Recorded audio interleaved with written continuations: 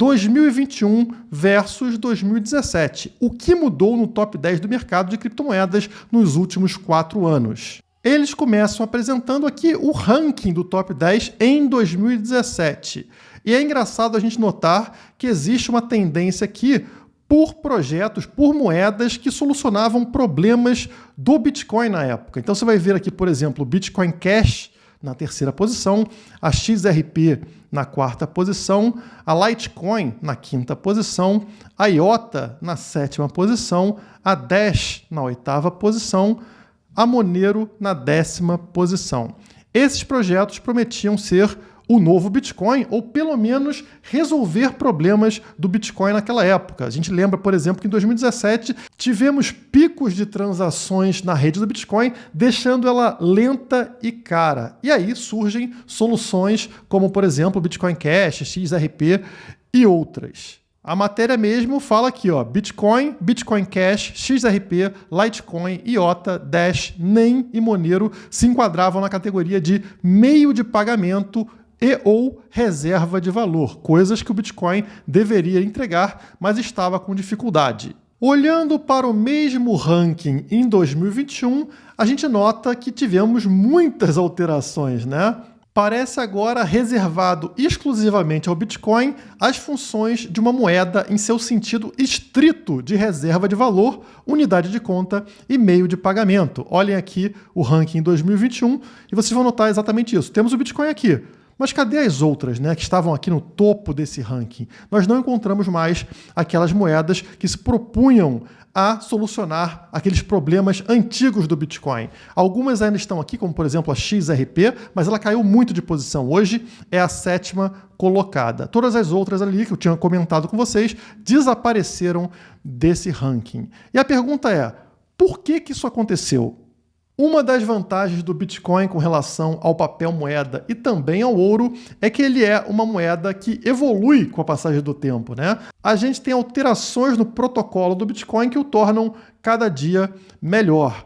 E, portanto, aquelas moedas que resolviam problemas do Bitcoin acabam não tendo mais tanto valor na hora que o Bitcoin resolve esses problemas com alterações, com atualizações do seu protocolo, que foi exatamente o que aconteceu em agosto de 2017, já naquele período final do ciclo de alta, né, da bull run que a gente teve naquele ano. A gente teve uma atualização chamada Segwit, que tornava o Bitcoin justamente mais escalável e mais barato. E aí, com a passagem dos anos, aqueles projetos que resolviam esses problemas perderam valor, o que é natural, porque o Bitcoin resolveu o seu próprio problema. Imaginem então o que aconteceu com aqueles investidores de 2017 que resolveram fazer hold, ou seja, segurar essas criptomoedas que prometiam solucionar esses problemas, né? Como, por exemplo, a Nano. Será que eles tiveram sucesso de 2017 até hoje? Claro que não, né? Eles acabaram tendo uma desvalorização quando comparado à opção de simplesmente possuir Bitcoin, o que é bem mais simples, por sinal.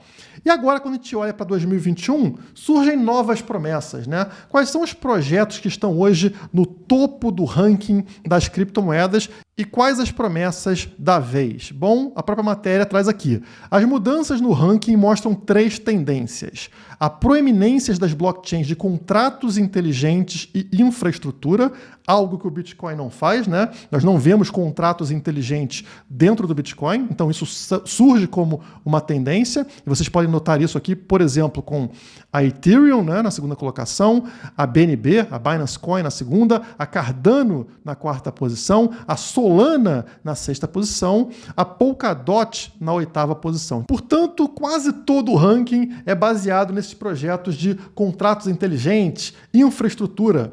Mais uma vez, um ponto de falha do Bitcoin, segundo estes projetos.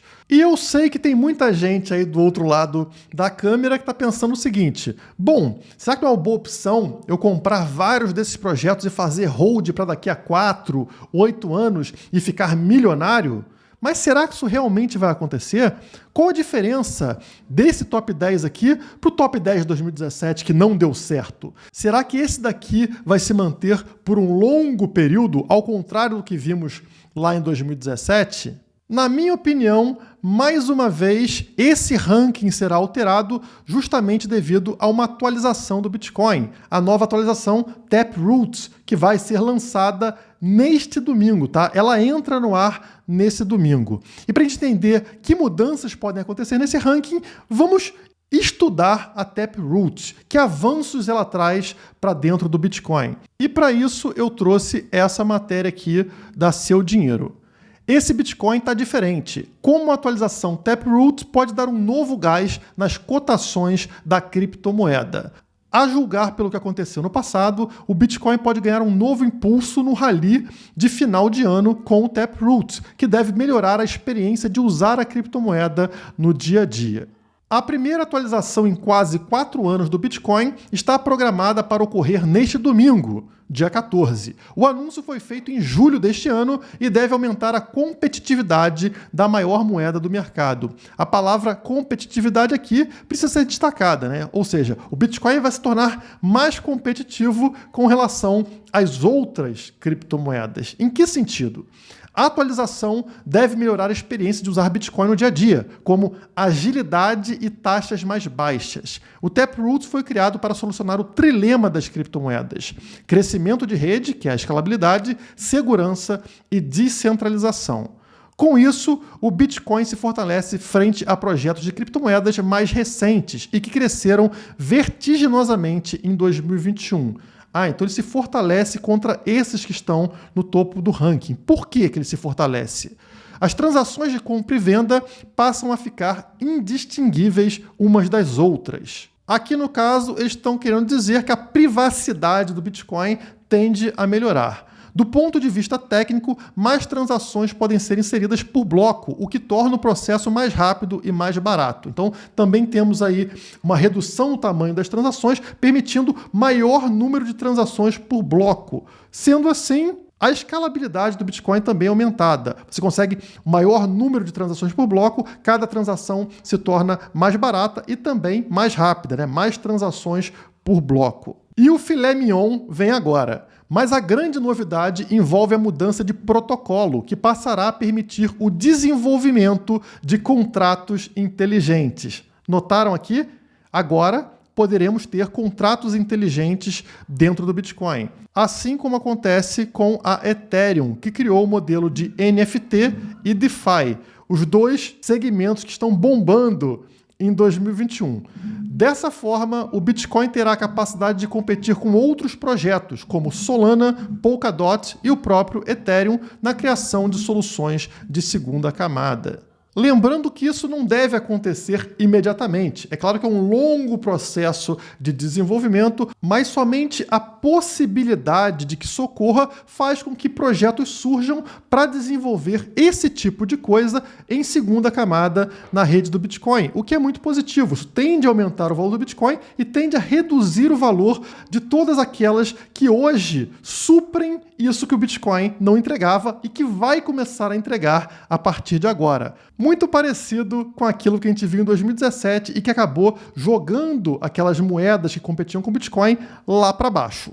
Portanto, se em 2017 a atualização Segwit melhorou o Bitcoin como meio de pagamento a ponto dele poder ser implementado como moeda num país como é El Salvador, fazendo com que todos esses concorrentes sumissem do ranking, o que vocês esperam que aconteça agora após o Taproot ser implementado dentro de 4 anos? Todos esses projetos hoje que suprem essa ausência de contratos inteligentes dentro da rede do Bitcoin, e aqui eu estou incluindo Ethereum, BNB Binance, Cardano, Solana, Polkadot, eles tendem a possuir o mesmo valor daqui a 4 anos, proporcionalmente ao Bitcoin, ou perder valor? Eu faço essa pergunta somente para vocês refletirem se vale a pena fazer hold desses projetos por um período mais longo, né? Por mais do que um ciclo de alta. Será que vale a pena esperar, por exemplo, por 2025? Outra dúvida que eu tenho é se isso também não se aplica à própria Ethereum, né? A gente vê que a maior parte do ranking atual são de projetos que agora querem resolver problemas da Ethereum, assim como aconteceu com aqueles que tentavam resolver problemas do Bitcoin. Então a Ethereum é uma rede de infraestrutura para contratos inteligentes, mas como ela tem problemas de velocidade, escalabilidade, taxas e tal, ela abriu margem para o surgimento de Cardano, BNB, Solana, Polkadot e outras. Mas lá em 2017 a gente viu que assim que o Bitcoin atualizou, os outros sumiram. Será que uma atualização da Ethereum, como a gente está vendo agora, também não será suficiente para matar todas essas concorrentes daqui a 3 ou 4 anos? Eu coloquei uma pulguinha atrás da orelha de vocês, mas o timing nesse mercado é muito importante. Tão importante quanto saber a hora de comprar um projeto, comprar uma moeda, é saber a hora de sair fora desse projeto, porque a maior parte deles tende a cair. Quer comprar e vender Bitcoin, Ethereum e USDT sempre no melhor preço? Crie sua conta na Bitpreço e aproveite com segurança as melhores oportunidades do mercado. Link na descrição. Mudando de assunto, eu sei que muita gente está preocupada com essa pequena queda do Bitcoin atual, né, que ele saiu dos 69 mil dólares e caiu para a faixa dos 64 mil dólares. Será que acabou o ciclo de alta? Bom, eu acho que não. E hoje, para afirmar isso, eu vou me basear nesse indicador de topo chamado ciclo de Pi, ou P-Cycle, né? Como é que ele funciona? A gente tem o preço aqui, que é essa linha azul subindo, como vocês já conhecem, e nós temos dois indicadores. Uma linha verde, que é a média móvel de 355 dias vezes 2, e esta linha amarela, que é a média móvel de 111 dias, tá? E o interessante desse indicador é que, se vocês notarem desde o início, deixa eu voltar aqui, né? Aqui nós temos 2011. Toda vez que ele tem um cruzamento, ele indica o topo para a gente ao longo do ciclo de alta, tá? Então aqui está o ciclo de alta de 2011. Notem que quando ele cruza, tá aqui a linha tracejada, vocês estão vendo? É exatamente marcando que estamos num topo de preço, ou seja, saia fora, o ciclo de alta acabou. Mais para frente, a gente tem a mesma coisa acontecendo em 2013, né? Pisca duas vezes, a primeira vez exatamente aqui, exatamente no topo, né, no primeiro topo de 2013, e depois, mais uma vez, um cruzamento acontecendo aqui, exatamente no segundo topo de 2013. Vamos para frente, chegamos aonde? 2017. Olha aqui onde ele apita, olha onde acontece o cruzamento. Exatamente no topo de 2017. E não para por aí não, tá? Chegamos a um novo ciclo de alta mais para frente, como vocês sabem, aqui em 2021. E o que acontece? Ele apita quando? Exatamente no topo, na alta histórica dos 65 mil dólares. E se vocês olharem aqui, as duas linhas nesse momento, onde a gente bateu os 69 mil dólares, elas estão muito afastadas, tá? Não estão próximas, não estão nem perto de cruzar, indicando um topo como em todas as outras vezes da história. Portanto, não parece ser o topo deste ciclo de alta. Uma outra coisa interessante é vocês ignorarem aqui por um momento a linha amarela, laranja, e focarem somente nessa linha verde, que é aquela média móvel de 350 dias vezes 2. Por que eu falo isso? Porque olha só como ela costuma funcionar como uma resistência de preço, e aí o preço, quando rompe, né, ele vai até um topo, como vocês estão vendo aqui em 2013. No caso, volta a cair para baixo dessas linhas, e depois, ela servindo como resistência, quando rompe, aí sim a gente chega no topo desse ciclo. Portanto, existe sempre um primeiro topo e depois uma retomada, um rompimento da linha verde para buscar o topo final. Isso aconteceu em 2013, vamos puxar também em 2017 aqui, mesma coisa. Notem, o preço vinha sofrendo resistência da linha verde, rompe a linha verde nesse momento aqui, encontra um topo, afunda e depois de afundar, ele rompe a linha verde mais uma vez e aí sim vai encontrar o topo daquele ciclo. E como é que nós estamos agora? Mesmo movimento, rompemos a linha verde, que era a resistência, como vocês podem notar aqui em 2019, né? Aqui em 2020 foi rompido, foi buscar aquele topo dos 65 mil dólares. Caiu e agora o preço está subindo mais uma vez em direção à linha verde, que deverá ser uma resistência como aconteceu no passado. E onde está posicionada a linha verde nesse momento? 88 mil dólares, tá? Então, qual é a tendência? O preço buscar os 88 mil dólares, vai sofrer uma resistência nessa região e quando romper, aí será a fase mais acelerada desse ciclo, como foi de todos os outros ciclos no passado. Olha aqui, quando rompeu pela segunda vez aqui, olha a disparada em 2013. Olha aqui em 2017. Quando rompeu pela segunda vez aqui em 2017, foi essa disparada absurda em 2017. E o que acontece é, a linha verde, como ela é uma média móvel mais longa, né, mais distante, 350 dias, ela sobe com menos velocidade do que a linha amarela. A linha amarela é muito mais rápida, né? São somente os 111 dias. Portanto, essa segunda subida aqui, ela acaba sendo mais curta do que a primeira. Então, é uma disparada muito forte e rapidamente aqui a linha amarela cruza com a verde, indicando aqui o topo do ciclo, né? Toda vez que cruza aqui, como eu falei para vocês, indica que é hora de pular fora, tá? Então, tudo leva a crer que veremos o Bitcoin subindo, né? Ele pode ter alguma correção como está acontecendo agora, mas a tendência continua sendo de alta, ele buscar os 88 mil dólares e quando romper, aí o céu é o limite. Vai ser uma mega disparada, uma coisa absurda, fazendo com que a linha amarela se aproxime muito rapidamente da verde, faça o cruzamento e aí é hora de pular fora porque o ciclo de alta acabou.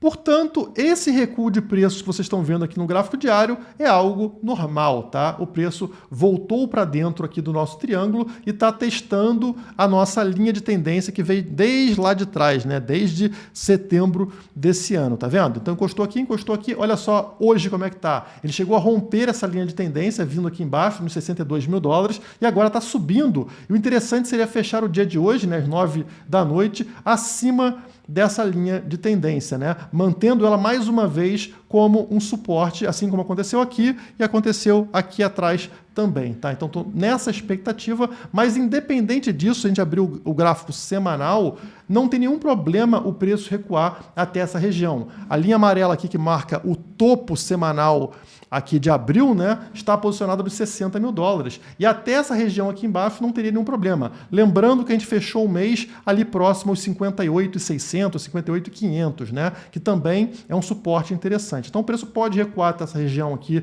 dos 60, 58, fazer um suporte e continuar a subida em direção aos 88 mil dólares, que é esse ponto aqui que eu mostrei para vocês nesse gráfico do PIS.